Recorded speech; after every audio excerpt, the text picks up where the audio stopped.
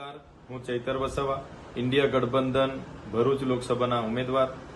આપ સૌ મને સારી રીતે ઓળખો છો, જાણો છો.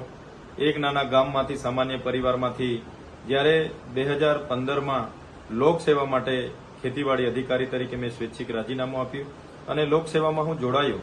એ દરમિયાન લોકોની વચ્ચે રહ્યા અને 2022માં ડેડિયાપાડા સાગબારાના લોકોએ 1 લાખથી પણ વધારે મત આપીને મને જ્યારે ધારાસભ્ય બનાવ્યો, ત્યારે આટલી નાની ઉંમરમાં ધારાસભ્ય બન્યાનો આનંદ સાથે મેં પણ ક્યારે એક પણ દિવસ ઘરે આરામ નથી કર્યો. શનિવાર હોય કે રવિવાર હોય, શિયાળો હોય કે ચોમાસું હોય, હર હંમેશ મારા કાર્યાલયો ચાલુ હોય છે.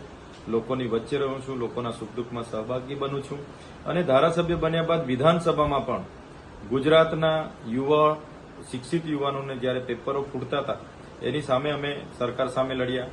શિષ્યવૃત્તિ નહોતી મળતી એની સામે અમે લડ્યા. ગુજરાતમાં એટલો બધો ભ્રષ્ટાચાર ખતબદી રહ્યો હતો, નકલી કચેરીઓ અમે સરકારને બતાવી.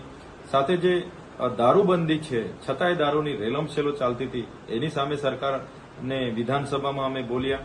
અને તમે જોયું હશે, આદિવાસી સમાજની જળ, જંગલ, જમીન પરના અધિકારો પરનો અધિકાર કાયમ રહે. આદિવાસી સમાજના ખોટા જાતિના પ્રમાણપત્ર બાબત હોય કે એ વિસ્તારમાં પીવાના પાણીની વાત હોય, સિંચાઈની વાત હોય કે શિક્ષણની વાત હોય, દરેક બાબતોમાં અમે સરકાર સામે સડકથી લઈને સદન સુધી બોલ્યા છે. આ વિસ્તારોમાં પણ જે લોકોની જીએમડીસીમાં જમીનો ગઈ છે, જીઆઈડીસીમાં જમીનો ગઈ છે, અહીંના 32 ગામોના ખેડૂતોની નેશનલ હાઈવેમાં જમીનો ગઈ છે, સાથે નર્મદાનું પૂર હતું એમાં હોનારત સર્જાઈ અને કેટલાય લોકોને એની એ હોનારતમાં પોતાના ઘરો ગુમાવ્યા, ખેતી પાકો ખલાસ થઈ ગયા, જાનવરો ગુમાવ્યા. તો આ તમામ બાબતો માટે પણ હું વિધાનસભામાં સરકાર સામે મારો અવાજ હતો કે ભરૂચના લોકોને ન્યાય મળે. ક્ષત્રિય સમાજ સાથે જ્યારે અહીં એમના મંત્રી શ્રી રૂપાલાએ જે નિમ્ન કક્ષાની જે એમની માનસિકતા દર્શાવી, ત્યારે પણ આજે અમે ક્ષત્રિય સમાજ સાથે ઉભા છે.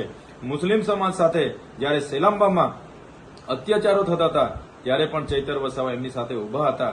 દલિત સમાજ સાથે જ્યારે કઈ અત્યાચારો થાય છે ત્યારે પણ અમે ઉભા હોઈએ છીએ. ત્યારે આવી જ રીતના આવનાર દિવસોમાં તમારા ન્યાય માટે, લોકહિત માટે, લોકતંત્ર બચાવવા માટે આપણે આ ચૂંટણી બહુ મહત્વની છે. ત્યારે ભરૂચ લોકસભામાં આવતા તમામ મારા વડીલો, મારા માતા બહેનો, મારા યુવાનો સૌને હું અપીલ કરું છું કે આ ચૂંટણીમાં તમે પોતાના મતદાન બૂથ પર જઈને 1 નંબર પર જે ઝાડુનું બટન છે એ ઝાડુનું બટન દબાવીને તમારા ચૈતર વસાવાને જંગી મતોથી વિજય બનાવો. અને આવનાર દિવસોમાં તમામ તાલુકા, તમામ વિધાનસભામાં મારા કાર્યાલયો હશે અને દરેક વિધાનસભાનો અઠવાડિયાનો મારો દિવસ નક્કી હશે. તમારે વચ્ચે રહીશ, તમારા તમામ નાના મોટા પ્રશ્નોનું નિરાકરણ આવે એ કામ અમે કરવા માંગીએ છીએ, પ્રામાણિકતાથી, ઈમાનદારીથી, નિષ્ઠાથી. ત્યારે એક અવસર અમને પણ આપો અને આ ચૂંટણીમાં ઝાડુના બટન પર મત આપીને ઇન્ડિયા ગઠબંધનના ઉમેદવાર તરીકે તમારા આશીર્વાદ, તમારી દુવાઓની મને જરૂર છે. ત્યારે સૌનો સહકાર મળે એ જ અપેક્ષા સાથે હું વિનમું છું. બધાનો ખૂબ ખૂબ આભાર. ધન્યવાદ.